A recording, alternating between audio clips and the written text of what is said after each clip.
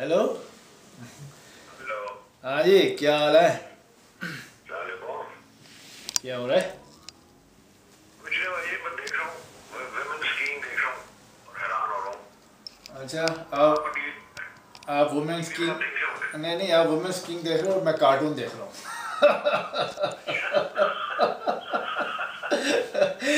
वो जो है ना, हाँ। कार्टून आपने देखने हैं तो पाकिस्तान की औरतों को देखें। नहीं उससे बड़ा कार्टून कोई भी नहीं है। नहीं, सही बात है। कार्टून, उन बेचारियों को कार्टून बना दिया गया है कि मैं अभी स्कीइंग देख रहा हूँ और यहाँ पे हूँ, मैं मौके के ऊपर हूँ, ऑन द स्पॉट देख रहा हूँ और इतनी जबरदस्त स्कीइंग है। और मैं तो देख के सोच रहा हूँ कि इस मुल्क की औरत कहाँ से कहाँ चली गई है, इतनी डेंजरस स्कीइंग कर रही है और इतने एतमाद के साथ। और उसके अलावा भी आप देखें कि हर शोबे में या यहाँ की औरत कहाँ से कहाँ चली गई। बैठ के जब इंसान बैठता है ना तो सोचता है कि हमारे मुल्कों में या माशरे में औरत का क्या मकाम है। चूल्हे से बिस्तर के दरमियान घसीट घसीट के उसका जनाजा निकाल देते हैं।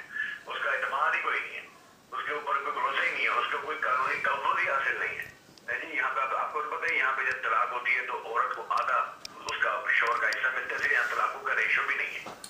तो इससे अमीर से लॉट ऑफ जो कहते हैं प्रोटेक्शन, इक्वलिटी प्रोटेक्शन है कि ये कॉन्फिडेंस के साथ आज हम जो कहते हैं ना औरत मर्द की शाना बशाना, मैं ये समझता हूँ ये चीज इन मुल्कों पे लागू होती है। यहाँ पे औरत बल्कि मर्दों की शाना बशाना नहीं, उनसे आगे है। हमारे मुल्कों में जाके देख लें तो होता क्या है, औरत के दो तीन काम भी होते हैं, अपना मुंह चमकाना, जिस्म चमकाना और फिर लुभाना मर्दों को।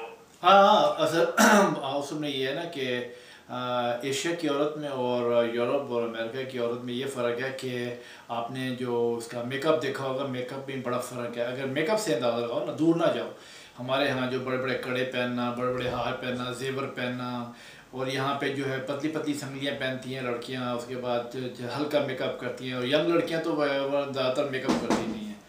तो सारा जो है के लिए बात करता हूँ, यूरोप के लिए मेकअप ओल्ड औरतों के लिए जो है फिक्स है, ओल्ड औरतें करती हैं, देखो लड़कियों को जरूरत ही नहीं है।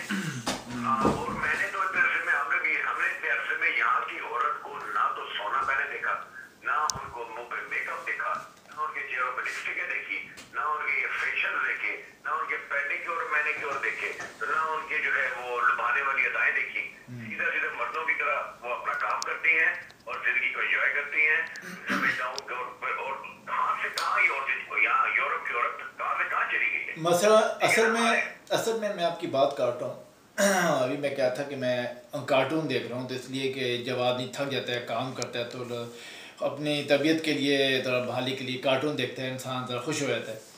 लेकिन कहने का मकसद ये है कि जब औरत की आप बात कर रहे हो तो सिलसिला ये है कि यहाँ पे लाइफ बहुत बिजी है। यहाँ पे हर लम्हा हर सेकंड जो है, अगर यहाँ के मुल्कों ने तरक्की की है तो इसी वजह से की है। अब आप देख लो कि अभी एक बात हो रही थी कि भाई वो कैसे थे, इंडिया में बहुत जो तालीम है, वहाँ पे लड़कियाँ लड़के बहुत तालीम याफ्ता हो गए हैं, रेशो तालीम का बहुत बढ़ गया है, वहाँ की सोच बदलती चली जा रही है, और वहाँ पे खुला माहौल है, तंग माहौल नहीं है इंडिया के अंदर।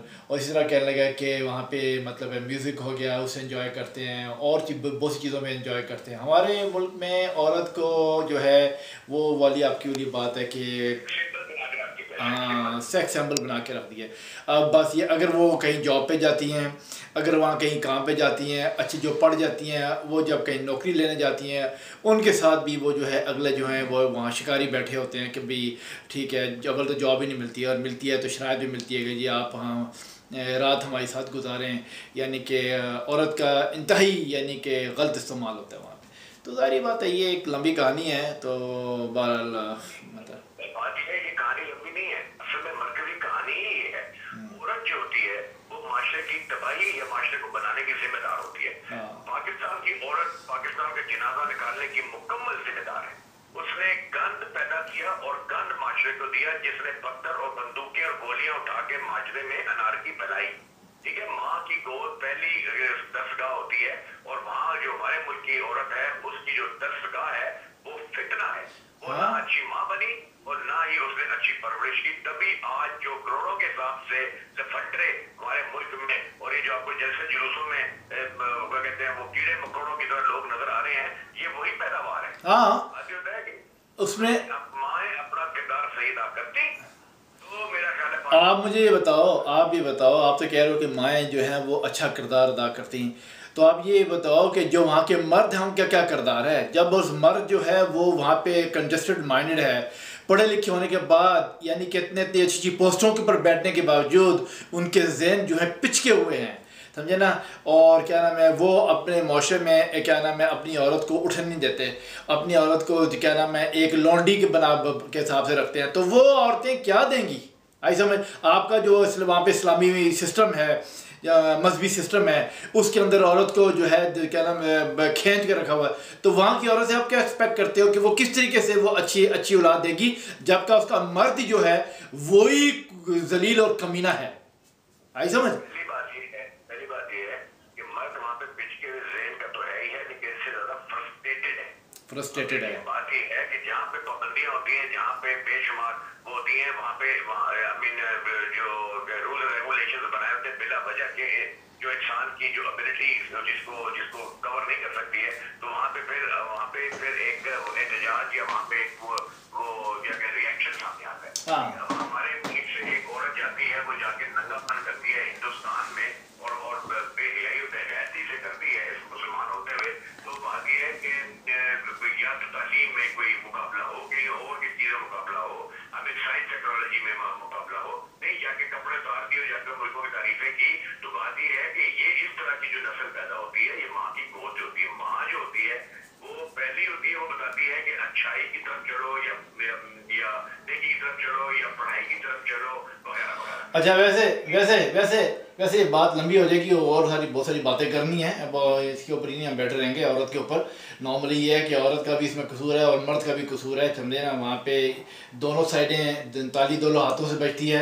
वहाँ मर्दों ने भी बहुत गंद मचाया हुआ है, औरतों ने भी बहुत मचाया है, फिर माहौल ने बहुत गंद मचाया हुआ है वो, और वहाँ सिस्टम ने बहुत मचाया है, फिर जाहिलियत बहुत है वहाँ पे, जो है 90% तो 80% जाहिलियत है, समझे ना। और पढ़े लिखे लोग, जहाँ आपको पता है कि पढ़े लिखे होने के बावजूद, जिनको मैं स्टूडेंट्स बोलता हूँ, समझे ना, उनके अंदर भी जाहिलियत है। तो ये एक क्या सिस्टम है जो पूरा ही क्या पूरा बिगड़ा हुआ है। हाँ बात होगी कि इन नटशेल दो बातें, और ये पहली बात ये है कि वो माँ की गोद से ही, अब ये जो बड़े हुए हैं लोग, बड़े हुए तो बुढ़े हो जाते हैं, वो माँ की गोद से चलते हैं ना, यानी वहाँ से तरबियत या बुनियादी गलत होगी तो आगे जाके माशरे में जो है वो फितना फतूर और राजी और तवाफुल होगी पहले की। अच्छा बात ये है कि मैं जो जो जो हमारी बात का जो हम समाप्त करते हैं उसमें ये है कि यूरोप की औरत को जब देखते हैं तो हमें ख्याल आता है कि ये इस कदर तरक्की में साथ है अपने माशरे को बनाने में, और हमें उसके बीच में उसको बेशुमार तफावत हासिल है, ठीक है ना। हाँ सही है, सही है। माशरे में नहीं है। हाँ पर वो वहाँ का माहौल है, सन आपको पता ही है कि वहाँ का माहौल कैसा है, समझे ना। माहौल के ऊपर से अपना माहौल दोनों हाथों में मैंने आपको क्लियर कर दिया कि दोनों हाथों में ताली बजती है। उसके बाद जब जब मैं देखता हूँ ना, चार आने की टके टके की औरत वहाँ पे कोई मशीन लगी हुई, कुछ पुलिस के जो है उनको मिल रहे हैं, अपना 2-2-3-3 मोबाइल उनके साथ दौड़ रही हैं।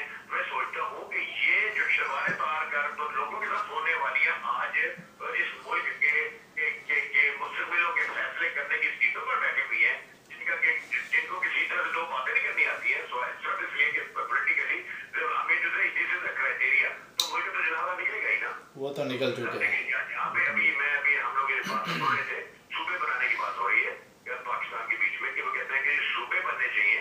अब देखिए बात ये है कि एमक्यूएम ने भी और दूसरी पार्टियों ने भी सूबों की जो है वो करती है, हमायत करती है। एमक्यूएम तो है ही शैतानी पार्टी नंबर 1। इन लोगों का काम है शैतानियत करना, और उनको पता है जितने छोटे छोटे होंगे इलाके होंगे उसमें ये अपने कदम आसानी से जमाएंगे। ज्यादा टिकाऊ लोग होते हैं उनके साथ ये जो है जिस तरह दूसरे में अपना कदम जमा रहे हैं इस तरह दूसरे सूबों में जमाएंगे।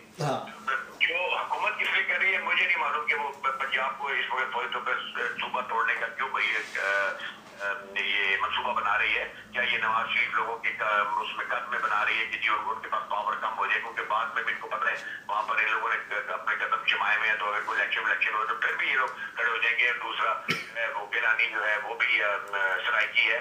तो मेरा मकसद ये, अभी सुना है कि फाटा वालों ने भी कह दिया यदि हमें सूबा चाहिए और हजारा वालों का सूबा, दो दो जिलों के ऊपर जब सूबे बनेंगे और उसकी ये लोग ये देते हैं जो है जवाब ये दे रहे हैं कि जी इंतजामी अमूर जो है, इंतजामी अमूर चलाने के लिए छोटे सूबे बड़े फायदेमंद है।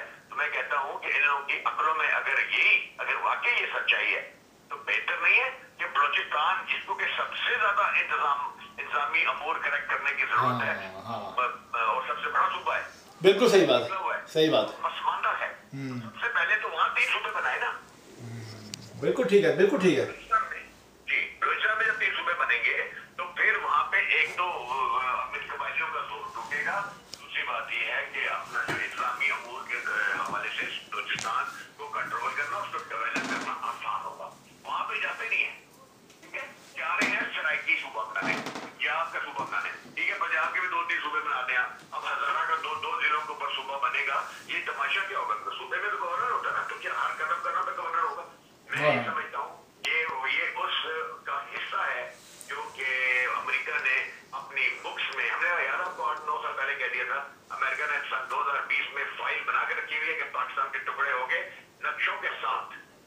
ये पहले देखिए बात ये है कि पाकिस्तान के 4 सूबे वजूद में आने के बाद बने जो मगरबी पाकिस्तान के, वही रहने चाहिए, उसी को कंट्रोल करना चाहिए। आज ये कहता है मैं सराइकी हूँ मुझे सूबा दो, दूसरा कहता है मैं हजारवी हूँ मुझे सूबा दो, तीसरा कुछ और बोलेगा फाटा वाले आप कबायली हैं मैं सूबा दो। तो उसके बाद जब सूबा मिल जाएगा तो ये कश्मीर वाली हालत होगी। जैसे कश्मीर आजाद हुआ तो कहा जी कश्मीर बनेगा पाकिस्तान, बाद में कहा हक खुद इरादियत, और फिर एंड में हम कहते हैं ना पाकिस्तान ना भारत, आजाद कश्मीर। हमें टोटली फ्री कश्मीर होना चाहिए हमारा, हम एक आजाद मुल्क चाहते हैं। इस तरह जब सूबे बनाने की जो लकीरें खींची जाती हैं उसके बाद वो लोग बाद में कहेंगे कि हमें इंडिपेंडेंट हमारा अलग मुल्क चाहिए जो अमेरिका चाहता है। जिस तरह से ये उसकी तरफ एक कदम है।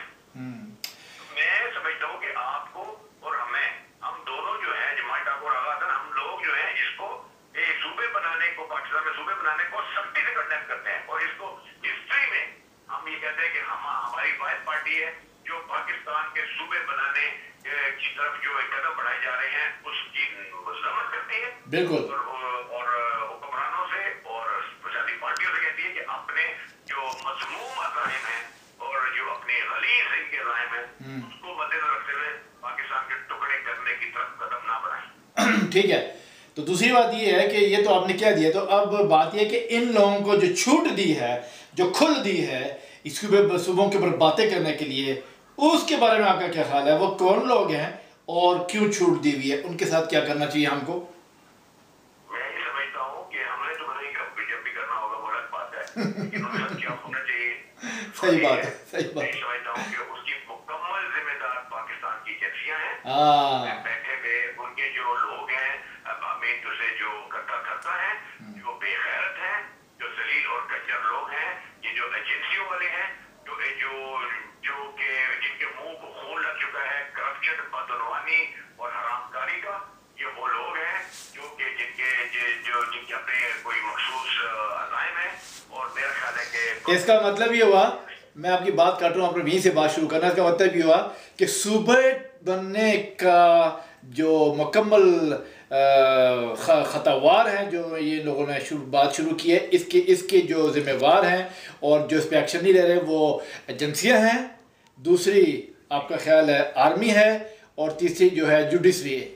क्या मैं ठीक हूँ? तरीका ये नहीं होता, तरीका ये होता अपनी नाअहली, मुशर्रफ के ज़माने की हरामज़ादे की नाअहली, दूसरे हरामज़ादे सियासतदानों की नाअहली की वजह से, जैसे कि अब समात में आके तालिबान बैठ गए तो पाकिस्तान के झंडा उतार दिया और अपने झंडे लगा दिए। ये कोई तरीकाकार तो नहीं, ये तरीकाकार नहीं है, ये की नाअहली थी।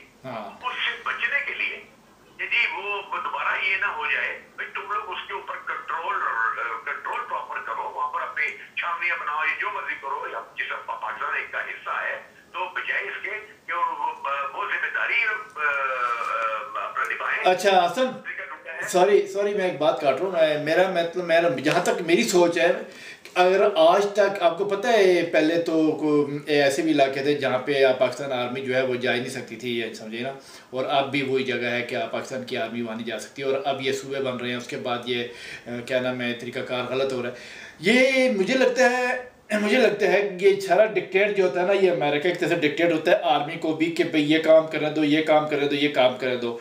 इस तरीके से जो है ये जो है सिलसिला जो है ये रोज़ बरोज़ जो है वो बद से बदतर होता चला जा रहा है, क्योंकि आर्मी ने और एजेंसियों ने बहुत खुल दिया। देखो ना, इनकी खुल देने की वजह से, एजेंसियों की और आर्मी की खुल देने की वजह से ही जो है सिचुएशन जो है वो इस तरह क्रिटिकल हुई है, आइए, और मज़ीद हो रही है।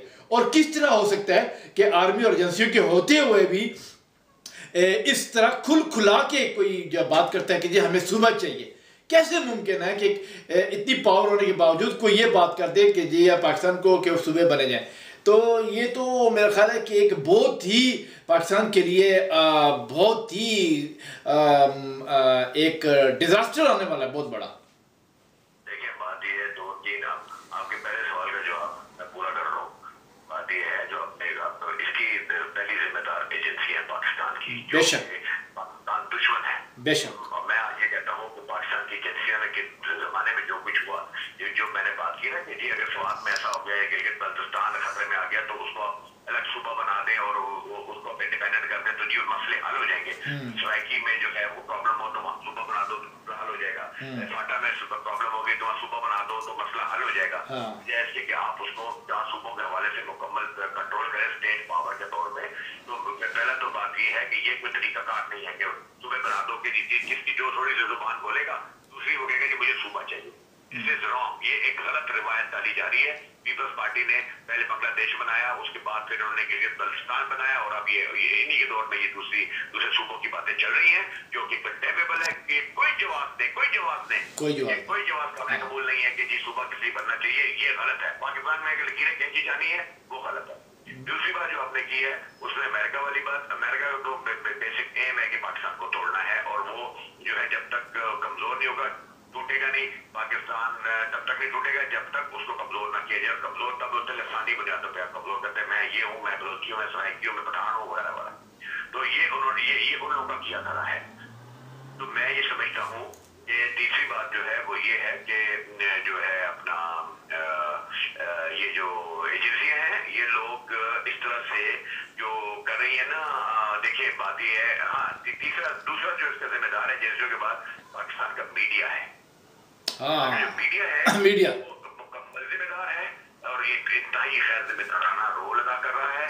इसके जो है वो मैं तो बड़ा हैरान हूँ कि इनके ऊपर आके ये समझ के तो महंगे कपड़े पहन के तो छातियां निकाल के तो बूटे निकाल के ये लोग आ जाते हैं। इनको लफ्ज सीखने बोलने आते हैं जिसपे ये पता नहीं है कि जी जेब तन होता है या जेब तन होता है या बुक्का नूर होता है या पक्का नूर होता है। हमें तो एक जमाना था ये एक कैलिबर था।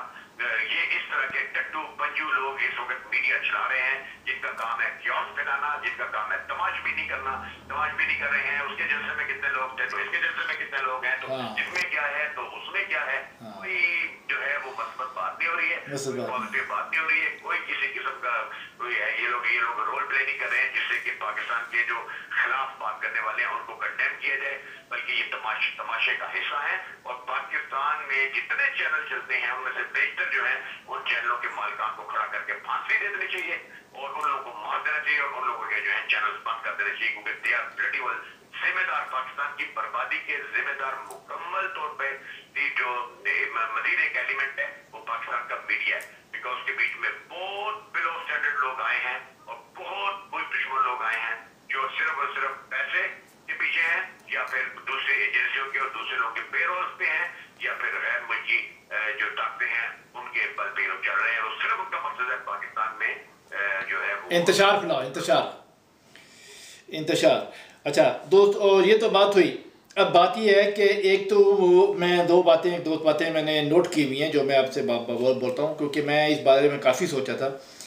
एक तो आपको पता है कि इलेक्शन नज़दीक आ रहे हैं और क्या नाम है हर पार्टी जो है वो इस वक्त जो है वो क्या नाम मुकाबलेबाजी में जो जलसा मुकाबला हो रहा है जिसमें किसका पार ज़्यादा है, किसका कम है, कौन लोग ज़्यादा आ रहे हैं, कौन ज़्यादा। ये भी एक क्या नाम है 64 सालों से एक तमाशे लगा होता है जलसे बर्बादी करना। ऊपर से पीपी वाले जो से हैं, आपको मैं बताया था यूसुफ गिलानी ने वकला के लिए बड़े अमरात दिए हैं, पता नहीं उसे कहा कि मैं वकला को कितने जो लाख हैं, कितने लाख रुपए हैं वो जो हैं इनको दिए जाएंगे, इनके लिए इनकी तनख्वाहें बढ़ाई जाएंगी। तनख्वाहों के बारे में आपको पता है किसने कहाँ कहाँ तनख्वाहों की बातें की हैं, ठीक है, गिलानी की। दूसरी बात ये दो बातें याद रखना। दूसरी बात है मेमो के केस का जो सिलसिला है वो जैसे कि हमने को कहा था कि जिस वक्त उसको पकड़ा उस वक्त उसको फौरी तौर पर फांसी लगानी चाहिए, ठीक है। अभी ये केस भी लंबा होता जा रहा है और मुझे नहीं लगता कि उसको फांसी लगेगी। अब उसमें से क्या नाम है लूप निकाले जा रहे हैं कि भाई नहीं, कोई कह रहा है कि ये सियासी मामला है, कोई कह रहा है ये इंटरनेशनल मामला है। ये दो बातें, इस दो बातों के ऊपर तो आप पहले बताओ कि क्या करना चाहिए, उसके बाद फिर मैं दूसरी बातें बताता हूँ आपको।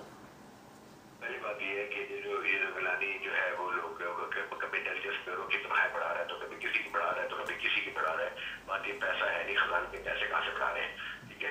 ये इनका तरीकाकार है जो कि कोई इकोनॉमिस्ट से बता सकता है कि इन लोगों ने दिन रात छापे खाने खोले हुए हैं, नोट छाप रहे हैं, अंदर नोट छाप रहे हैं। और जो वो कहते हैं कि जब नोटों की छपाई हो, बेताशा नोट छपता है तो बहुत जबरदस्त रिसेशन आता है और बहुत जबरदस्त जो है तबाही आती है। इन लोगों को उसकी कोई परवाह नहीं है, इनकी इमदाद बाहर से बंद है तो अपने नोट छाप रहे हैं और ये वहां से अपना खर्चा पूरा कर रहे हैं, जो कि एक बहुत बड़ा क्राइम है। और ये इनको नोट छापने के बजाय अपनी इकोनॉमी को सॉलिड बुनियादों पे खड़ा करना चाहिए था। ये गवर्नमेंट नोट छाप रही है दिन रात और ये वजह है कि उस सदी से अपना जो है वो पैसा पूरा कर रहे हैं और वो मिंटू से जो भी इनके जो है वो लोगों को दे रहे हैं। तो दूसरी बात आपने क्या की थी? दूसरी बात क्या थी? दूसरी बात ही मेमो का जो केस है जरा उसको लंबे से लंबा खींचा जा रहा है, समझे ना। उसके ऊपर जो एक्शन होना चाहिए था फौरी तौर पे, चलो ट्रायल कहा दिया कि भी ट्रायल हो, हमने कहा चलो ट्रायल हो, ट्रायल से भी लंबा ट्रायल हो गया। अब तो हद से बढ़ गई बात, अब और वो बात हाथ से निकलती जा रही है। मैं आपको इशारा करूंगा एक मिनट, फिर आप वहाँ पर रुक जाया करें क्योंकि जो है बहुत सारी बातें जो है वो ठीक है बात यह है कि मेमो केस के ऊपर सिर्फ इतनी ही बात है कि अभी उसके ऊपर कमीशन बैठ गया है। जब कमीशन का फैसला आएगा तो उसके बाद उसके ऊपर बात करेंगे।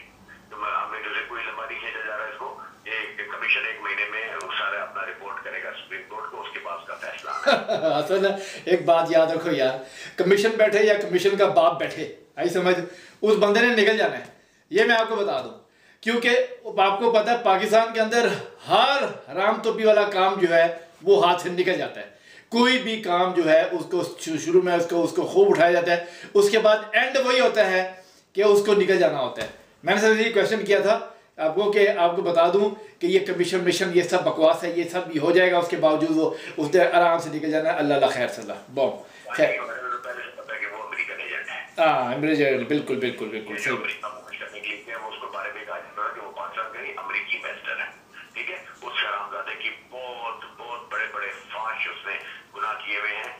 पाकिस्तान के अगेंस्ट और जो है मैं नहीं समझता कि उसको निकलने दिया कि जैसे कि उसकी बीवी भी आगे बड़ी एक्टिव हुई है, अमेरिकन गवर्नमेंट से रिक्वेस्ट कर रही है और इधर उधर ये सभी खबरें आ रही है। मैं समझता हूँ निकल गया तो वो वही नॉर्मल है कि पाकिस्तान में जो है वो हर चोर और चक्का निकल जाता है। मैं समझता हूँ बाकी जो है वो जो कोर्ट क्या फैसला करती है, अभी तक तो कोर्ट ने कमीशन बनाया है। अब देखते हैं कि रूटीन जो हाई कोर्टों में चीफ जस्टिसों के ऊपर जो कमीशन है वो क्या फैसला करता है। और इसके ऊपर आर्मी चीफ ने भी स्टैंड लिया है और इस बात की खुशी है कि उसका कम अज कम उसको कोई इसकी हालत जल गई है और उसने स्टैंड लिया है कि इसका जो है कोई उठ के तो पाकिस्तान आर्मी के ऊपर उसके खिलाफ। बात ये है प्रेसिडेंट आगा हसन सैयद और जमाल टाको एक ही बात कहते हैं कि उस शख्स को फांसी के फंदे पे चढ़ा दिया जाए। अब आर्मी जो है वो भी चुचापा करे, जुडिशरी है वो भी चुचापा करे तो और बात है, आई समझ। जिस बंदे ने ये काम किया पता है हो गया, उसको फांसी लगा दे, खत्म हुई बात। इतनी लंबी बात खींचने की जरूरत नहीं है। बहरहाल वहां पे करप्शन है, करप्शन के ऊपर किसी तरीके से मंसूबा, मैं आपकी बात है बिल्कुल देखा हूँ कि उसको मंसूर निजात को ला के उसको भी फांसी पे चढ़ाया जाए, बिल्कुल ठीक है।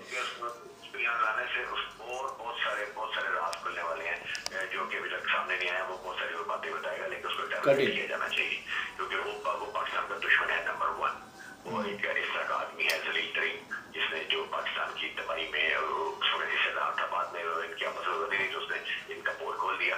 तो मैं समझता हूँ कि जो हिस्सा के लोग हैं उन लोगों को छोड़ना नहीं जाना चाहिए। हाँ तो ये बात है। अच्छा, एक और बात जो ज़हन में मेरी है कि वो आप तो मेरे से ज़्यादा बेहतर जानते होंगे NRO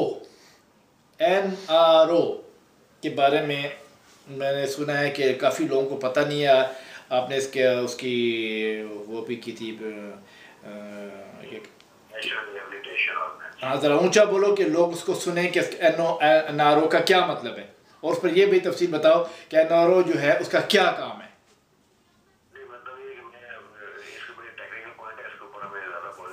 नहीं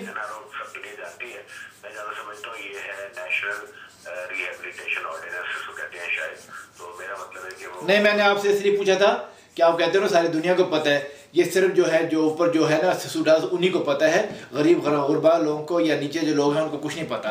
और NRO का आपको जो पता ही है कि बहुत सारा काम होता है इनका, जो कि करप्शन को रोकना और करप्शन से पैसा बाहर ना जाना चाहिए, और इनका बहुत सारे एक्टिविटीज़ होती हैं जो कि उनको करना चाहिए, जो इन्होंने नहीं की, जिसकी वजह से इनका भी हाथ है पाकिस्तान को नुकसान देने में।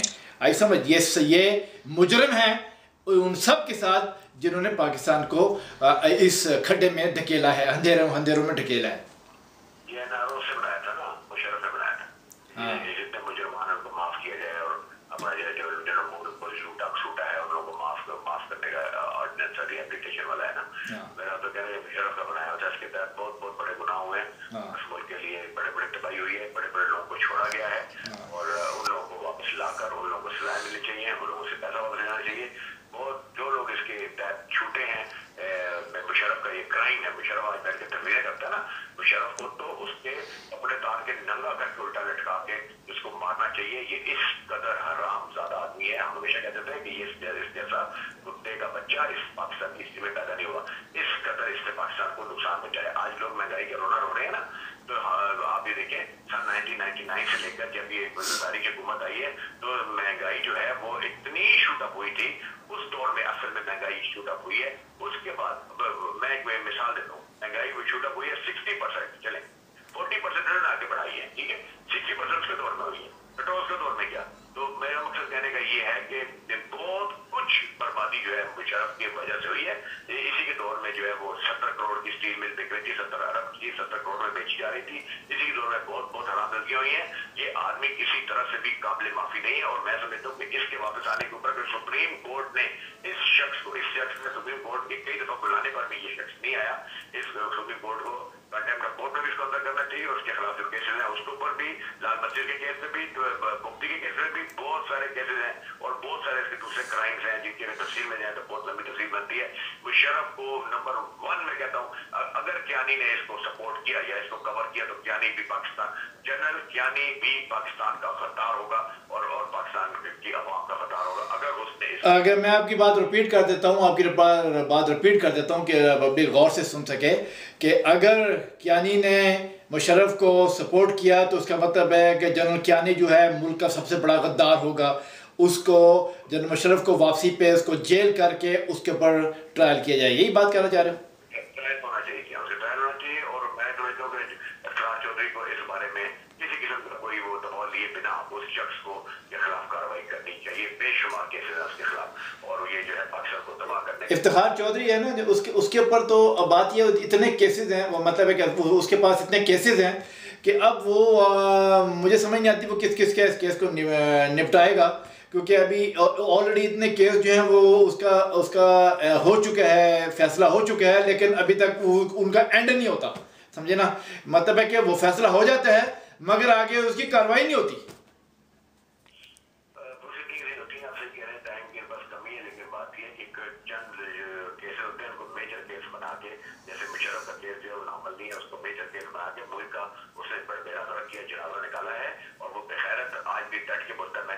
मैंने वो काम किया, वो अमेरिका का नंबर 1 एजेंट है, वो जरदारी से 4 हाथ आ गया, लेकिन वो भी बहुत बड़ा अपने तौर पे उनका एजेंट रहा है जो इसराइल के ऐसे मुल्क को तस्लीम करने की बातें करे। इसराइल जो है वो जर्मनी के कितने खरब अरब रुपया हर साल उस जर्मनी को देता है, और अपना जुर्माने के तौर पर वो जो ये यहूदी मारे थे हिटलर ने, तो उसका उन्होंने ये जो रेजोल्यूशन पास किया था, और अक़वाम मुत्तहिदा के तहत अमेरिका ने उसको कहा था, तो वो पैसा उसको जाता है, वो बैठ के खा रहा है, अमेरिका उसको पैसे देता है, वो भी इसको लग पाता है। तो वो कौन सी तरक्की की बात करता है कि इसराइल जो बहुत तरक्की याफ्ता मुल्क है और इसराइल बड़ा मॉडर्न है, तो उसके बिना दुनिया नहीं चल सकती, तो पाकिस्तान को बिल्कुल तस्लीम करना चाहिए। ये सिर्फ अमेरिका को खुश करने के लिए। तो जो आदमी है वो पाकिस्तान की सॉवरेनिटी, पाकिस्तान की इज्जत, पाकिस्तान की ग्रेस, पाकिस्तान की इज्जत को बेच रहा है, चाहे वो मुशर्रफ हो चाहे कोई हो। कि पाकिस्तानी कौम की जज्बात क्या है, क्या पाकिस्तानी कौम जो है वो कबूल करेगी इसराइल से दोस्ती को? कभी नहीं करेगी। तो मैं समझता हूँ कि क्या इसराइल जो है वो कभी मुसलमानों का दोस्त हो सकता है? कभी नहीं हो सकता। कभी नहीं। ये लोग जो है अपनी अपनी जो है इंडिविजुअल कैपेसिटी में जो आराम जिंदगी बयान देते हैं और जो अपने इरादे जाहिर करते हैं, वो ये शो करता है कि ये पाकिस्तान के दुश्मन है।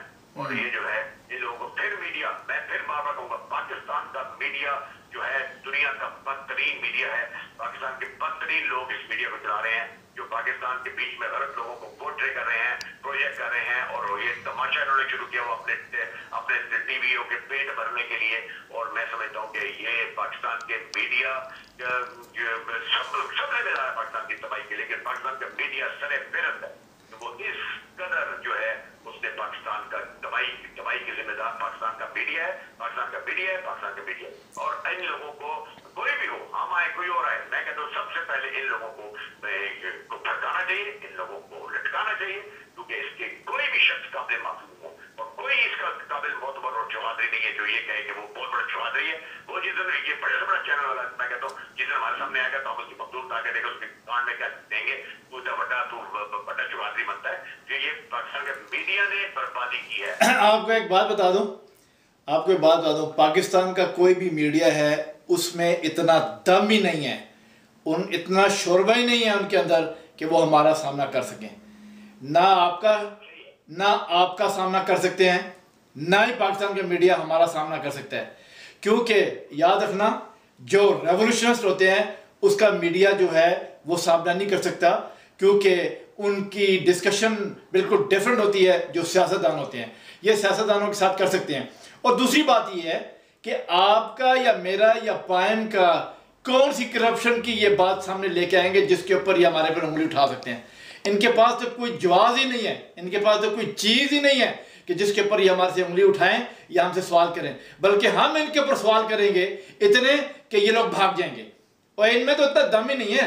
ये तो मतलब है कि गीदड़ों वाली बात है, बैठे हुए गीदड़ों की तरह छुप के बैठे हुए हैं और नारे लगाते हैं कि दुनिया का हम हर खबर आपको देते हैं। ये क्या खबर देंगे? इनको तो पता ही नहीं कौन सी खबर देनी है, कौन सी खबर नहीं देनी, समझे ना। ये बकवास करते हैं कि ये हर लम्हा बाखबर रखते हैं, ये करते हैं, हम नहीं मानते इस बात को, ये बकवास करते हैं। हर लम्हा बाखबर रखते हैं। मुझे कभी हंसी आती है, वो बड़े बड़े अच्छा हसन बड़े बड़े आपने देखा ही है बड़े। हाँ क्या बात ये है कि ये मैं बात कर रहा था कि ये जो है ना अपना ये मीडिया है। अब आप क्या बात कर रहे हैं? मेरी बात ये आपने बुला दी है। मैंने कहने का मकसद ये है कि मीडिया जो है बड़े बड़े वो देता है, क्या नाम है, दावे करता है कि हम हर मीडिया जो है, हर टेलीविज़न जो है, वो चैनल जो है वो बड़े दावत कहते हैं कि हमारी पहली खबर है, हम दुनिया की सबसे पहली खबर आपको पहुंचाते हैं वगैरह वगैरह। तो मैं हंसी आती है कभी कभी कि जो इनका करैक्टर है, जो इनका तरीक़ाकार है, समझे ना, ये बिल्कुल ही बोकस किस्म का है। बाकी आपकी वाली बात सही है। ये लोग इनकलाब की बातें करने वाले लोगों को कहते हैं ये इनकलाब की बातें करेंगे, ये करे वो करेंगे। ये हरामजादे जानते हैं कि जो गंदे लोग अभी पीटीआई की बातें करते हैं, सारी दुनिया जानती है ये लोगों को चूतियां बना रहे हैं, सारी दुनिया जानती है। फिर उसके साथ अंडे शामिल हो रहे हैं, पुराने अंडे शामिल हो रहे हैं। इनकलाब के बीच में कितना खून बहेगा ये भी जानते हैं, तरीके से कितना खून बहा सकती है ये भी जानते हैं, कितने क्रिमिनलों को फांसी में लटका सकती है ये भी जानते हैं। कोई इनकलाब नहीं आना, किसी किस्म की कोई इनकलाब नहीं, वही पर नाला बहेगा। लेकिन ये मीडिया जो है ये इसकी हरामजादगी की वजह से ये जो है वो पोर्ट्रे करते हैं। ये लोग वहाँ बैठकर बोले कि कौन से इनकलाब की बातें करते हो, इनकलाब का तुम उन पुराने कारतूसों के साथ लाओगे, गंदे अंडों के साथ लाओगे, जो हर गंदा आदमी सब शामिल हो रहा है। और ये कहेंगे कि इमरान खान जो है वो शबाब Pakistani media don't have the balls to show what is the fact about us. They don't have the balls. Okay? ये सीधी सी बात है। इतने बॉल्स पहले पैदा कर लें कि वो पाकिस्तान अवामी इनकलाब मूवमेंट पायम के लीडर के साथ बात कर सके। इतनी जुर्रत पहले, इतना दिल बड़ा ना कर ले, इतनी जुर्रत कर सकते हैं? मेरा नहीं ख्याल है कि कर सकते हैं। दलील लोग हैं कि हर बंदा जानता है कि ये दूसरों के पेरोल पे हैं, जेसीओ के पेरोल पे हैं, सरदारों के पेरोल पे हैं। ये चैनलों ने अपने चैनलों को बाकायदा रंडी बना दिया है। इनके चैनल रंडी हैं, रंडी। इनकी ये चैनल चैनल रंडी है, ये रंडी है, रंडी। इनके अखबारात रंडी हैं, इनके सहाफत रंडी है, समझे ना। ये चैनल रंडी है, उन्होंने उनके मित्रों की जीनत बना दिया है अपना अपना मीडिया को। और ये लोग वही बैठ के समझते हैं कि इनकी कोई बोरी होगी, कभी ना कभी तो जिंदगी में मौका आएगा। ये जो करना नंगे नाच नाचा जाता है नाचे, लेकिन सबके सब जो है ये अपनी पकड़ में अपनी हसन अपनी आंख से इन्होंने देखा है कि कहाँ कहाँ किस तरीके से बड़े बड़े तगड़े लोग अपनी सीटों से उतर गए। देखा ना, इन लोगों ने देखा, इन खबरें भी दी हैं। उसके बावजूद ये सबक नहीं सीखते क्योंकि इनके दिल और दिमाग बंद हुए हैं। ये देख रहे हैं कि कदाफ़ी के साथ क्या हुआ है, देखा है कि सद्दाम हुसैन के साथ क्या हुआ है, इन्होंने देखा कि ईरान के बादशाह के साथ क्या हुआ है, इन्होंने देखा दूसरे मुल्कों में क्या हुआ। उसके बावजूद अगर ये लोग क्या नाम है तिड़ के बैठे हुए हैं तो ये इनकी बहुत बड़ी भूल है, बहुत बड़ी भूल है।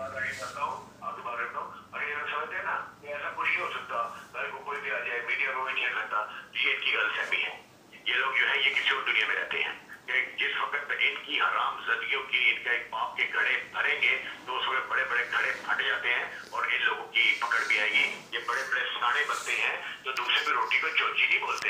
ये लोग जो है ये इन लोगों ने अपने जो ज़राए को वसाइल को पाकिस्तान के अगेंस्ट इस्तेमाल होने दिया और इस्तेमाल किया और अवाम में अनारकी फैलाई और अवाम में कन्फ्यूजन फैलाई और अवाम में क्या फैलाया। ये उसके जिम्मेदार हैं, कोई भी हो, जितने चैनल हैं उनके मालिकान जिन्होंने उनकी कारकर्दगी जो है वो सालों के साथ देखी जाएगी। तो ये समझते हैं ना कि उनकी पकड़ नहीं है बैठकर लेविश दफ्तरों में और अपने बड़े बड़े वो माफिया में बैठ के और अपने बड़े बड़े जो ग्रोह में बैठ के समझते हैं। तो इनको ये समझ लेना चाहिए कि हिस्ट्री जब बनती है तो उसके बीच में वक्त पलटता है और जो इनकलाब लाने वाले आते हैं और फिर ऐसे लोगों का कला होता है, चाहे वो पोस्ट हो। हसन, हम तो एक ही बात जानते हैं कि पाकिस्तान अवामी इनकलाब मूवमेंट पाइम का प्रेसिडेंट आगा हसन सैयद और जमाल टाको जो है पाकिस्तान की टॉप ब्रास से लेके निचली ब्रास तक जितने भी लोग हैं सबको फांसियों पर चढ़ाएंगे, सबको फायरिंग स्क्वाड के आगे खड़ा करेंगे, सबके सिर उनके दर से अलग करेंगे और ब्लड शेड करेंगे।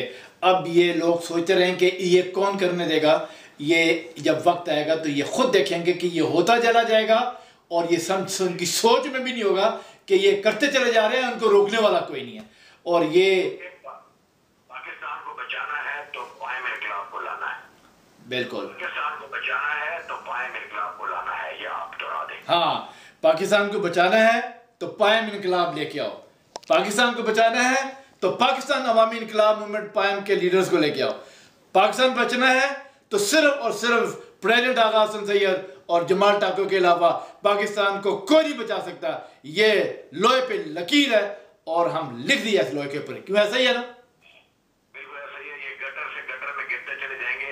अब ये गटर कौम है, ये गटर लोग हैं, ये गटर सिस्टम है।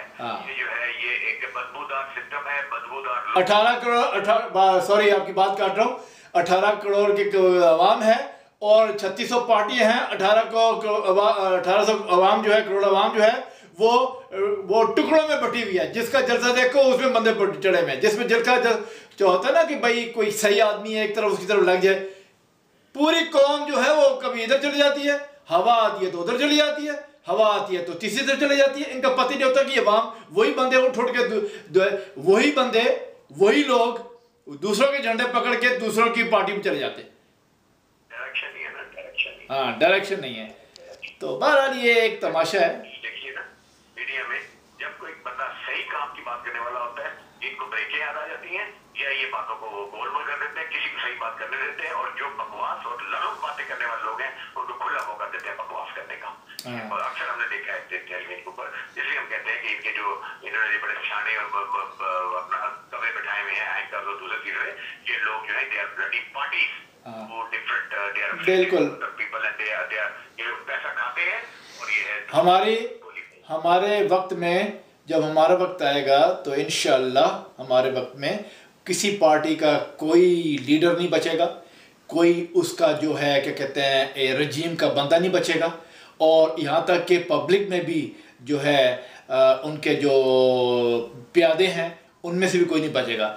इस तरीके से और इस सफाई के साथ हम काम करेंगे कि वो वहाँ तक पहुँचेंगे जहाँ तक तय है और वहाँ से बंदे निकाल निकाल के इनके सिर दर्द से लदा करेंगे। पब्लिक को कंफ्यूज करने के जिम्मेदार पॉलिटिशियंस हैं, सियासतदान हैं। अगर आप सारे सियासतदानों को लटका दें तो पब्लिक खुद खुशी हो जाएगी। हम लटका देंगे, हम सारे सियासतदानों को लटकाएंगे।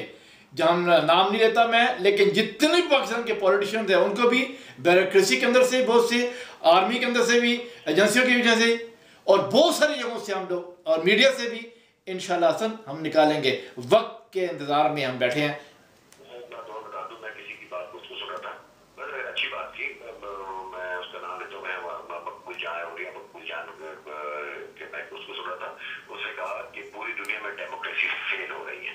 तो मुझे याद आया कि हम लोग 8 साल से कह रहे हैं कि डेमोक्रेसी, जमहूरियत जो है एक लानत है, पार्लियामेंट्री सिस्टम एक लानत है, इसको नहीं होना चाहिए, इसको नहीं होना चाहिए। आज हम फिर कहते हैं कि पाकिस्तान की बका की जमानत पार्लियामेंट्री सिस्टम का खात्मा।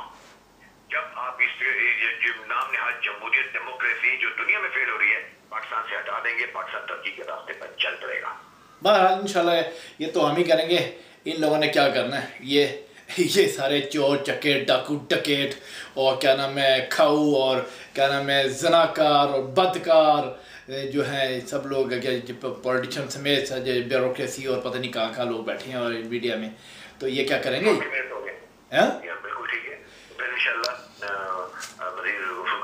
बिल्कुल करेंगे। और तो इंशाल्लाह काफ़ी सारे हमारे बंदे भी जो हैं वो मीटिंग हम करने लगे हैं। अभी आपको शायद आना पड़े, समझे ना, आपको मैं इतला कर दूंगा मीटिंग के अंदर, तो फिर ये आप भी आ जाना, तो फिर बैठ के गपशप करेंगे। तो पाकिस्तान अवामी इनकलाब मूवमेंट जिंदाबाद, पाइंदाबाद, क्या ख्याल है? इनकलाब फ्रांस और जर्मनी से आएगा। हाँ, इनकलाब फ्रांस और जर्मनी से आएगा, इनकलाब फ्रांस और जर्मनी से आएगा। वो पाकिस्तान के अंदर से किसी माँ ने कोई सबूत पैदा नहीं किया जो इनकलाब ला सके। सब गंदे हैं, सब गंदे हैं। कायम आएगा फ्रांस जर्मनी से, वही इनकलाब होगा, वही इनकलाब होगा। बिल्कुल। और जो वो जमाल टाको और प्रेसिडेंट आगा हसन लेके आएंगे, बस इसके अलावा और दूसरी कोई बात ही नहीं है। अपने चूतड़ों का जोर लगा लें ये लोग, ये रेवोल्यूशन कोई पार्टी ना बाहर से कोई ला सकती है, ना कोई मुल्क के बाहर से ला सकती है, ना कोई अंदर से लाती है, सिवाय पाकिस्तान अवामी इनकलाब मूवमेंट पाएम, प्रेसिडेंट आगा हसन सैयद और जमाल टाको के अलावा कोई नहीं ला सकती। ये पाकिस्तान की पूरी अवाम जिधर जिधर भी है अच्छी तरह सुन ले, दिलो दिमाग में बैठा ले कि जमाल टाको और प्रेसिडेंट आगा हसन सैयद के अलावा कोई भी रेवोल्यूशनरी तरीके से रेवोल्यूशन नहीं ला सकता, और पाकिस्तान में रेवोल्यूशन सिर्फ जो है पायम लेके आएगी। जो रेवोल्यूशन के तकाजे हैं, जो रेवोल्यूशन की डिमांड्स हैं, वो सब हम पूरी करते हैं। दुनिया में पाकिस्तान के अंदर कोई नहीं कर सकता। हाँ, क्योंकि हमने जितना हमने ब्लड शेड करना है ना, और जितनी हमने फांसियाँ लगानी है और जितने हमने उल्टा लटका देना चौकों के ऊपर, ये किसी माई का लाल पैदा ही नहीं हुआ, और अगर है तो वो सामने आके दिखा दे। तो ठीक है, फिर आप रिलैक्स करो। मैं तो अपना कार्टून देख रहा था, बहरहाल ये बात सीरियस हो गई, तो यू जस्ट हैव रिलैक्स, फिर इंशाल्लाह मिलेंगे, ठीक है? तो okay, all the best, okay, bye, खुदा हाफिज।